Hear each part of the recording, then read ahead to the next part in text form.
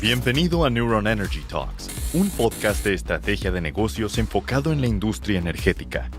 Aquí, líderes de grandes empresas comparten su visión mientras abordan las principales tendencias de una industria innovadora, apasionante, altamente eficiente y sobre todo uno de los grandes motores que transformarán el destino del país. ¡Arrancamos!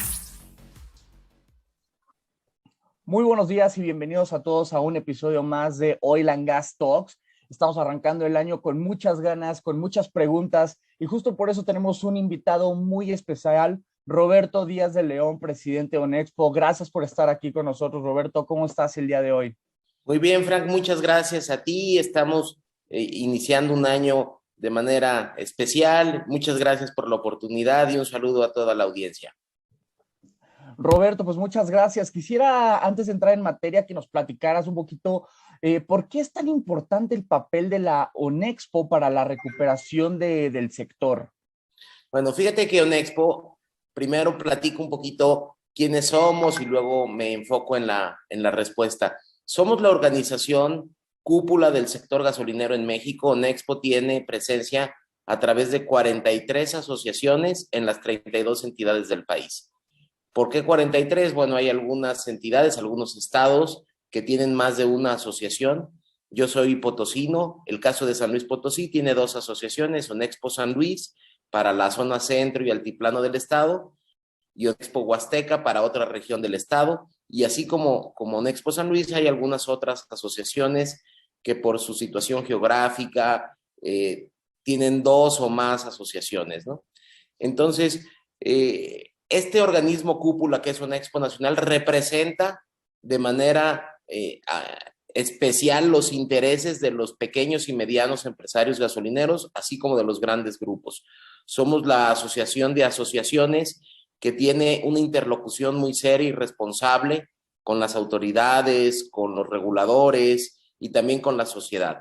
De tal forma que, ya entrando en materia de la respuesta, te diría que es muy importante esta vinculación que hace ONEXPO Nacional, porque al final nosotros atendemos vía las estaciones de servicio que rebasan las 12,800 estaciones de servicio a más de 13 millones de consumidores diarios que visitan nuestras estaciones de servicio.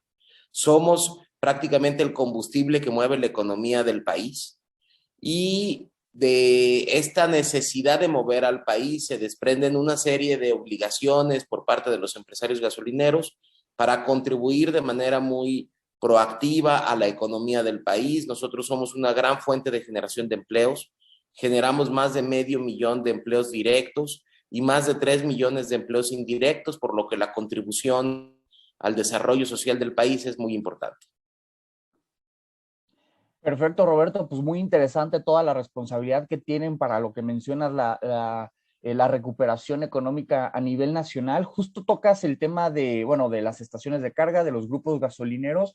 Cuéntanos un poquito, todavía sigue sonando desde la reforma del 2013, cuando se abren los mercados, todavía sigue siendo cuestionado si ha sido en favor del consumidor final o no. Cuéntanos un poquito en qué ha ayudado esto para que los consumidores pues tengan un mejor servicio, a lo mejor tengan mejores opciones en cuanto a precios. ¿Cuál es tu perspectiva, Roberto? Mira, es muy buena la pregunta porque ha venido a contribuir de manera muy favorable las diferentes ofertas de valor para el consumidor final. No nada más en precio, sino en una mejora en el servicio, una mejora en la experiencia, una mejora en el producto. Si recordamos, antes del 2017 teníamos una sola marca, teníamos un solo precio, un mismo producto. Era un negocio sumamente regulado y administrado. Básicamente nosotros teníamos un solo proveedor, un modelo de negocio que le llamábamos de una renta fija, porque teníamos un margen fijo, y entonces estábamos hasta cierto punto en una zona de confort. ¿Qué vino sucediendo? Se dio una apertura del mercado en diferentes aspectos. Primero, se permitió la inversión privada nacional y extranjera en algunas actividades que antes eran exclusivas para Pemex, de tal forma que se pudo integrar la iniciativa privada a actividades como el transporte, la comercialización, la distribución y el almacenamiento. Voy a tratar de hacer un poquito de historia. La franquicia Pemex nace por ahí de entre los 94 al 96. Se arma todo un proceso para lanzar la franquicia Pemex, porque antes eran concesiones. Estas concesiones pasan de 3,500 concesiones o gasolineras Pemex a prácticamente más de 10,000 en el 2017 estaciones de servicio bajo la marca Pemex. Pemex tomó un papel relevante porque era el proveedor único y la marca única en el combustible. En ese momento, cuando se pasa de concesión a franquicia, había 77 terminales de almacenamiento de Pemex, mismas que se mantienen hacia el 2017.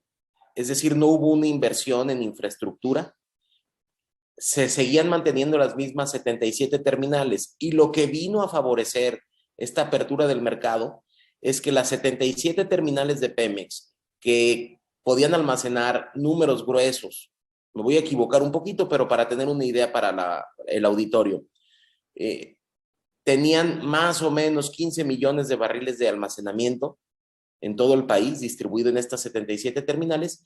Empezaron a llegar terminales privadas. Hoy en día tenemos otras 15 que ya rebasan otros 15 millones de barriles de almacenamiento. Entonces se duplicó la capacidad de almacenamiento a través de esta apertura del mercado. Por lo tanto, la visión correcta es que el primer enfoque es venir a contribuir a la seguridad energética del país. Llegamos a tener, lamentablemente, menos de un día de inventario operativo, y teníamos alrededor de un día y medio de inventario, pero entre el inventario operativo y el inventario en tránsito en el país. Entonces, cualquier situación que pudiera afectar la refinación en México, algún paro programado de alguna refinería, o también para la importación, porque México no es autosuficiente, entonces requiere de tener combustible importado para completar la demanda nacional. Y el combustible, realmente la manera más eficiente es que llegue a través de barcos, por el volumen que pueden manejar, ¿no? Un barco puede traer entre 300 y 340,000 barriles. Entonces, las terminales marítimas, si había una temporada de huracanes, era un verdadero problema poder recibir producto. Por eso hoy, con la contribución de las terminales privadas, con la contribución de la seguridad energética que dan los comercializadores y distribuidores junto con Pemex, podemos hablar de que se ha venido mejorando. Hoy se tiene una política de almacenamiento en donde debemos de tener por lo menos 5 días de inventario, lo cual, bueno, viene a fortalecer de manera importante. Y poco a poco, conforme se sigan mejorando la infraestructura y eficientando en términos logísticos el reparto y suministro de combustible, se empieza a reflejar un mejor precio al consumidor.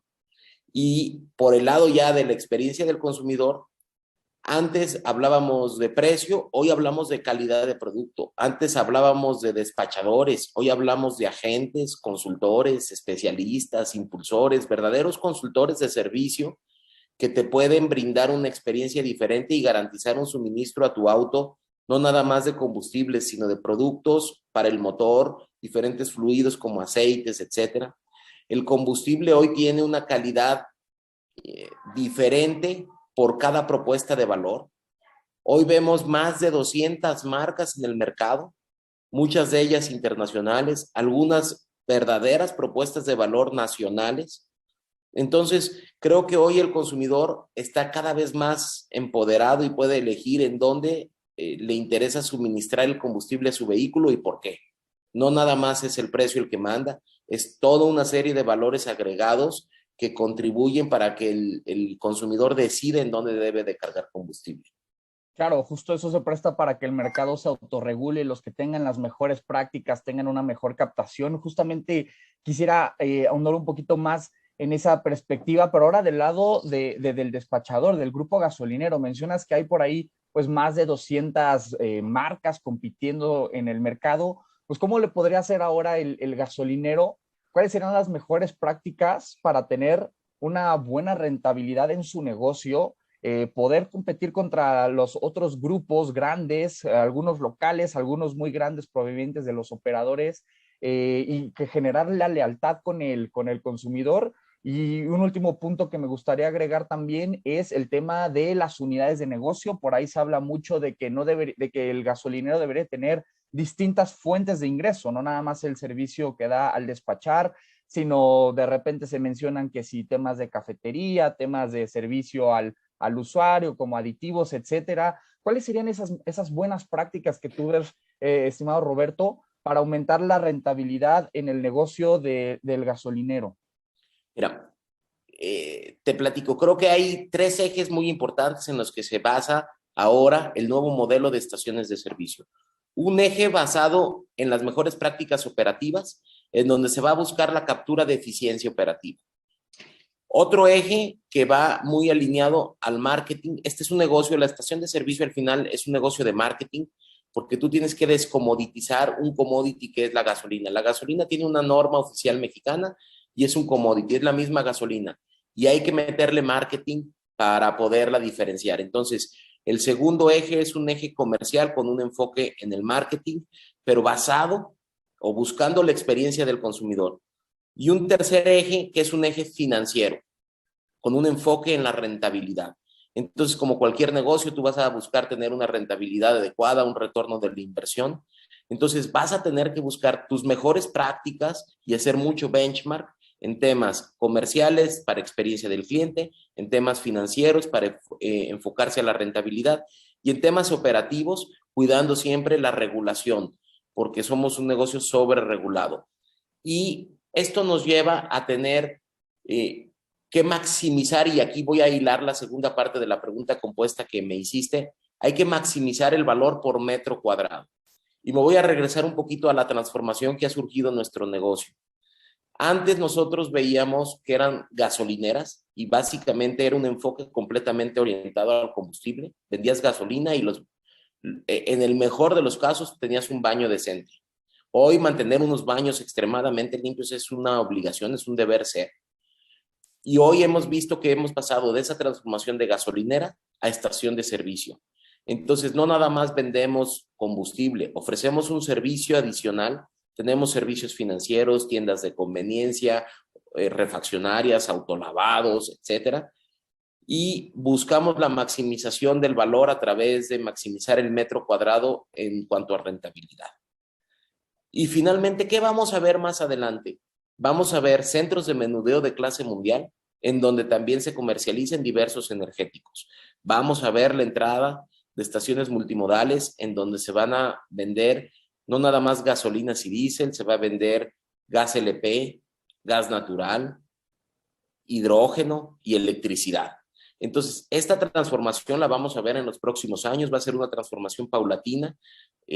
Hablamos mucho de los vehículos eléctricos, sabemos que esa va a ser la tendencia, sin embargo, pues es una tendencia en la que no van a llegar de entrada los autos eléctricos de una manera tan relevante. Sí van a entrar, pero va a ser paulatino. Vamos a ver que primero se van a utilizar otras energías limpias como el gas natural, el gas LP, el hidrógeno, etcétera. Entonces va a ser paulatino el cambio del parque vehicular. Se lleva más de 15 años.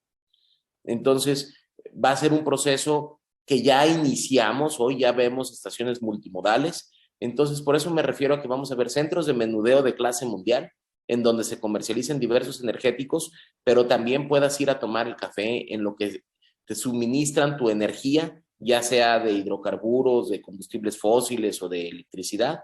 Vas a poder hacer pagos, servicios financieros, tomarte un café. Entonces van a ser puntos de experiencia.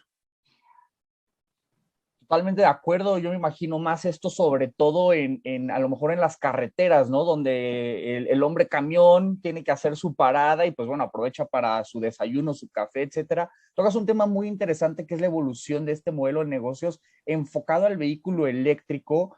Ya por ahí muchos se hablan de estas electrolineras, que sí, en efecto, también hay un reto de infraestructura, pero bueno, todas las armadoras en el mundo tienen un plan de electrificación de sus vehículos. Aquí en México, pues llevamos, digamos, a lo mejor pasos un poquito más lentos que en países de primer mundo, pero para allá va, esa es la tendencia. incluso en Santa Fe hay más estaciones para cargar vehículos eléctricos que gasolinerías. Digo, no es un reflejo Santa Fe de lo que No, sucede en el resto del mundo. pero no te equivocas, ¿eh? Por ejemplo, aquí en San Luis Potosí hay más cargadores que autos.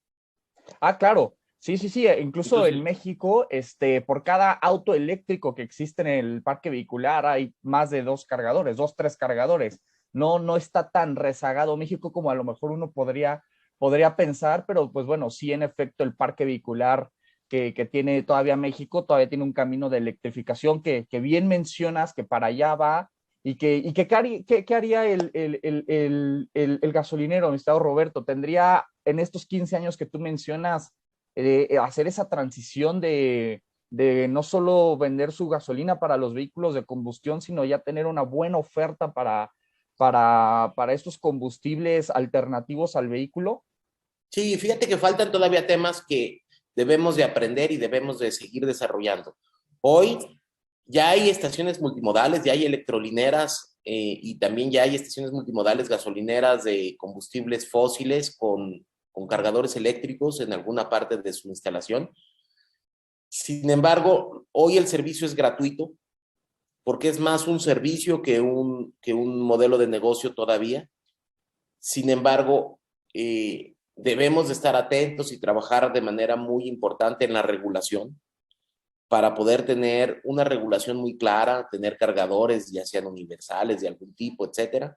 Vamos a tener que trabajar mucho en las tarifas tanto de compra de la electricidad como determinación y fijación de precios en la tarifa del cargado de unidades en el punto de venta.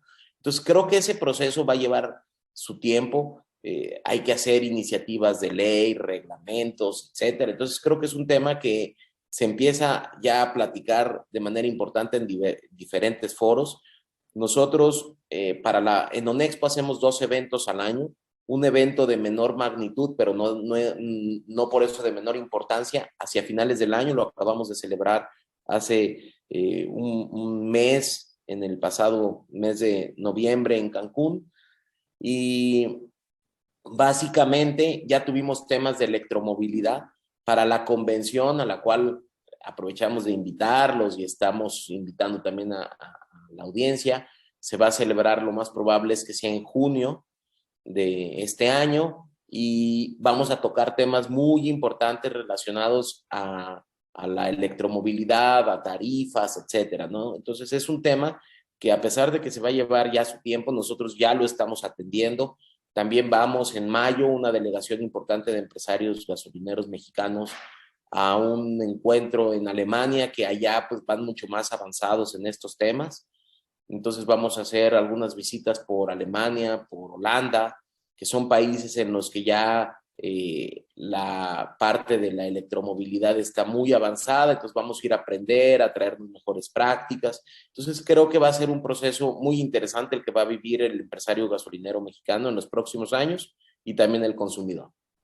Pues muy valioso todas esas iniciativas. Sin duda, como país no nos podemos quedar atrás. Hay muchas oportunidades en el tema de electromovilidad y tocas un tema muy importante que es el tema de la regulación. Digo, todavía de repente hay mucho debate de cuál es el mejor camino. Tenemos un presidente que está muy apasionado en este sector. Digo, si un sector le apasiona mucho el presidente, sin duda es el de los hidrocarburos, el energético, etcétera. Y hay mucha conversación en torno al tema al tema de las regulaciones. De repente, como país, solemos ver qué regulaciones hay allá afuera, hay en otros países, y a veces pensamos que debemos copiarlas. Debemos copiarlas y de entrada México es un país con muchas regulaciones, es un país sobre regulado. Quisiera preguntarte a ti, mi estimado Roberto, ¿qué retos ves tú en cuanto a estas regulaciones? ¿Por dónde crees que deberíamos de ir en este 2022 para, pues bueno, también considerar retos de infraestructura, almacenamiento, distribución, expendios, etcétera? ¿Cuáles son estos retos que tú ves a corto plazo? Mira, nosotros vemos la necesidad de mantener un órgano regulador autónomo, con las capacidades técnicas y sobre todo de reglamentación bajo principios de reglas claras y piso parejo para la industria. Entonces, por eso es la importancia de mantener un órgano regulador autónomo muy fuerte como en este caso para nosotros tenemos la Comisión Reguladora de Energía, aspiramos a mantener una CRE autónoma para que desde ahí surja toda una reglamentación muy coordinada con los diferentes organismos que también regulan al sector. Por ejemplo, está la Agencia de Seguridad de Energía y Ambiente, la ASEA, pero también está una regulación de la Secretaría del Trabajo, están regulaciones en casos de estaciones de servicio carreteras por parte de la Secretaría de Comunicaciones y Transportes, en fin. Entonces, creo que una buena medida y es una propuesta que ha hecho Nexpo Nacional y seguramente la seguiré impulsando en el 2022 y años siguientes, es una ventanilla única, una oficialidad de partes única para que haya una coordinación entre las diferentes autoridades y organismos reguladores del sector energético, porque esta sobreregulación empieza por los trámites y hacer un trámite en ocasiones es muy desgastante porque tienes que repetir el mismo trámite con las 2 o 3 o N dependencias con las que tengas que estar involucrado, cuando esto se podría facilitar simplificando administrativamente a través de una ventanilla única, una oficialidad de partes electrónica única, y eso pues te evita tener muchos gastos innecesarios y repetir tramitología, etcétera. Entonces creo que ahí hay una gran oportunidad y ese sería el principal desafío para este año, para nosotros como empresarios del sector energético, mantener una CRE autónoma y una simplificación administrativa.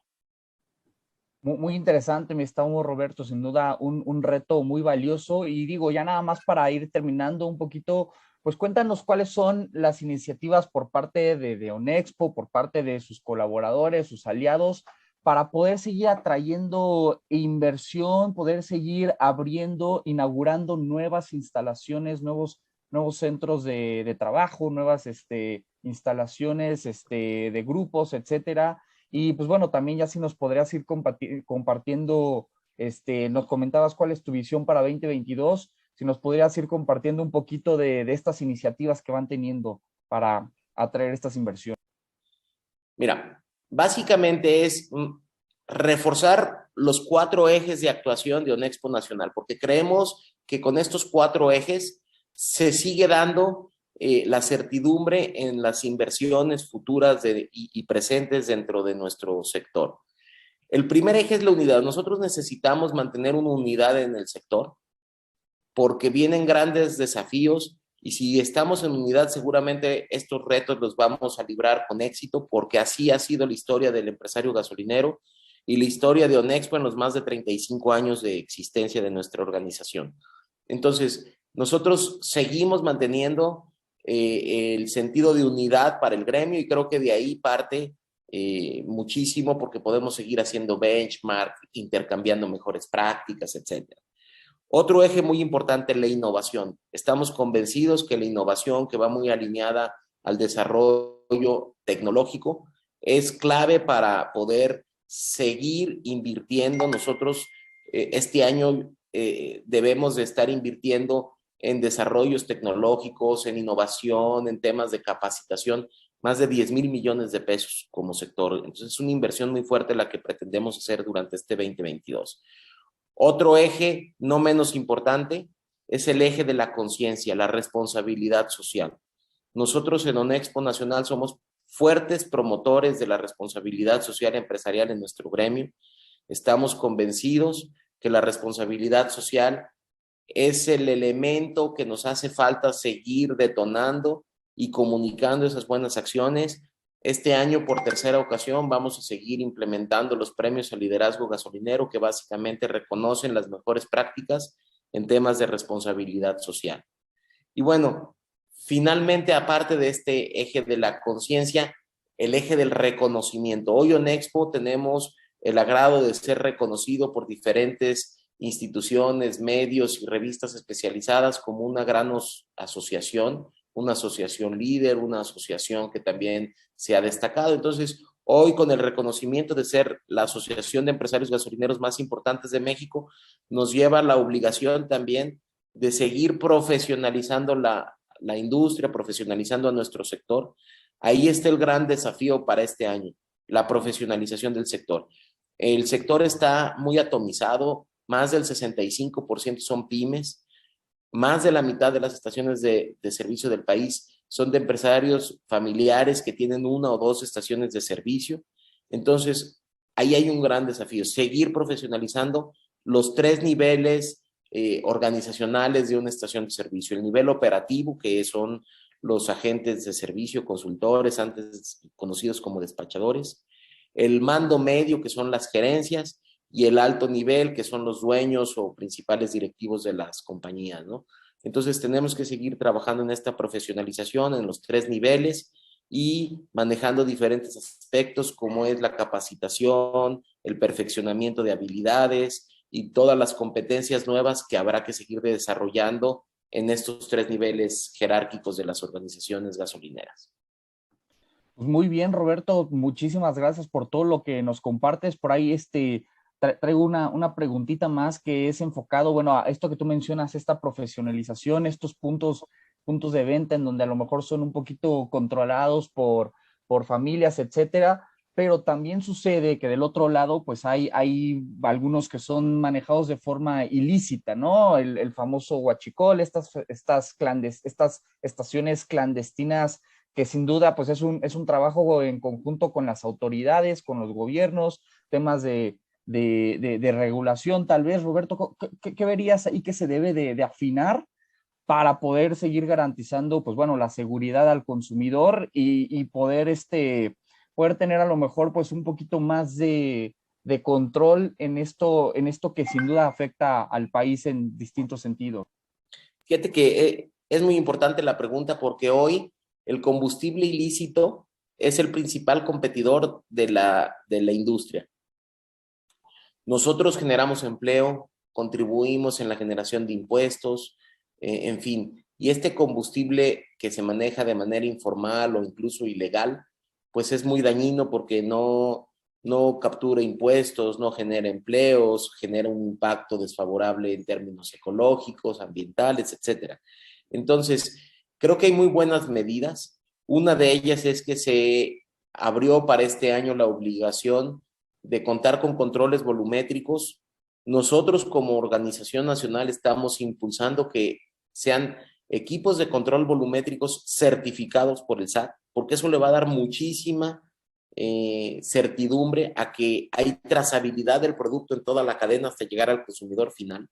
Entonces, es una iniciativa que ha manifestado Nexpo desde finales del año anterior, del año pasado, en donde nosotros hemos pedido que los controles volumétricos sean certificados por el SAT. Esperemos que el SAT y la Secretaría de Hacienda tomen a bien esta recomendación, porque esto va a ayudar en gran medida a combatir el combustible ilegal. Y nosotros celebramos las acciones que ha manejado el gobierno federal en el sentido de combatir el huachicol, porque esta práctica es muy dañina para todos, ¿no? Entonces creemos que el canal por el que se mueve el combustible ilícito no necesariamente son las gasolineras, probablemente hay algunas, pero son la gran minoría.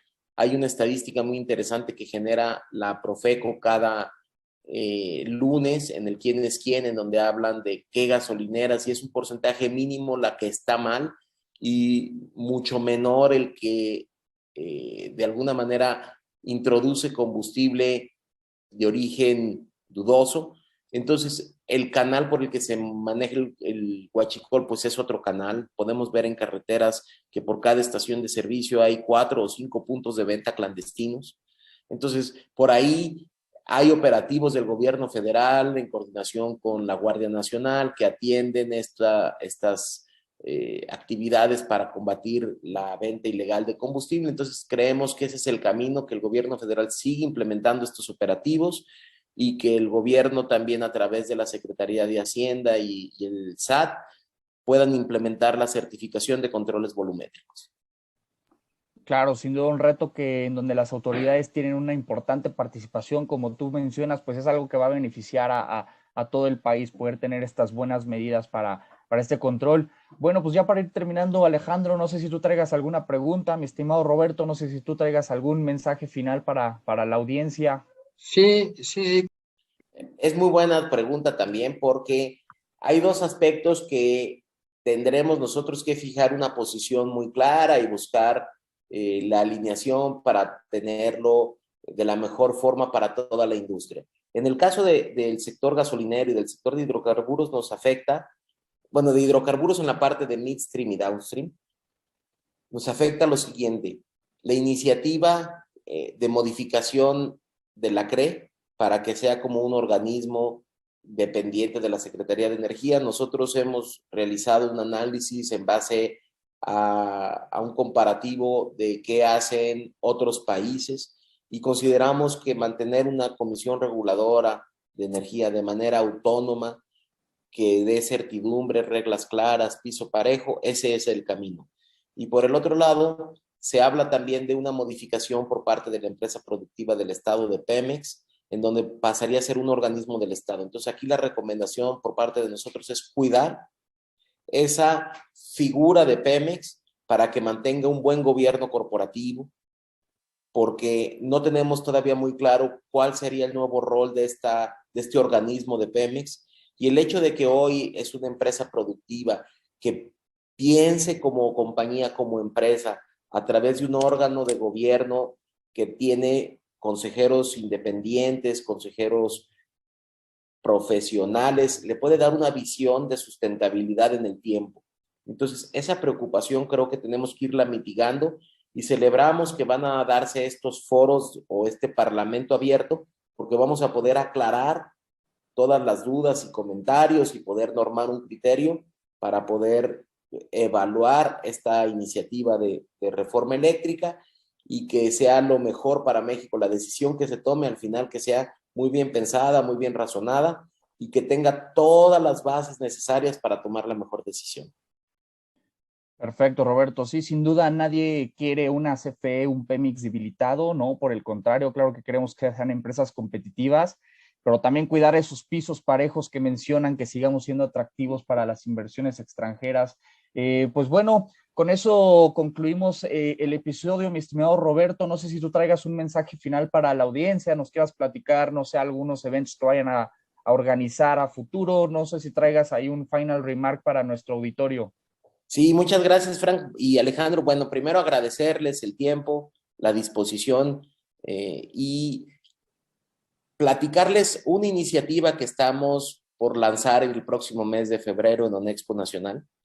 Nosotros durante la pandemia tuvimos 3 etapas. La primera fue pues resistir, luego reorganizarnos al interior de la organización nacional y las organizaciones estatales y regionales, luego reinventarnos no nada más como estaciones de servicio, sino también como organización.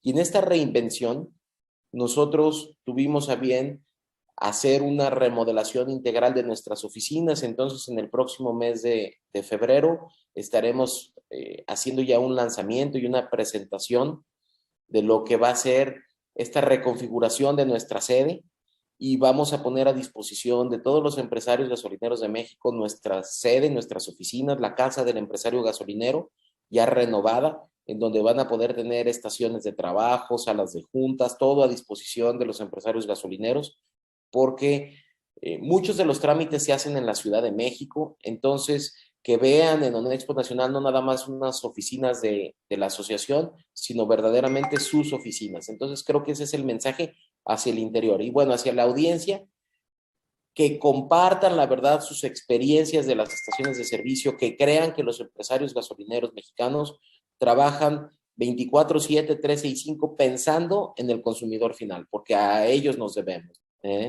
Entonces, bueno, agradecerles nuevamente su tiempo, sus atenciones y desearles mucho éxito, salud y bienestar en este año. Muchísimas gracias por estar. Gracias por acompañarnos a un episodio más de Neuron Business Talks. Sigue la conversación en vivo en nuestros foros de negocios del sector automotriz, minero, energético, tecnología y petróleo.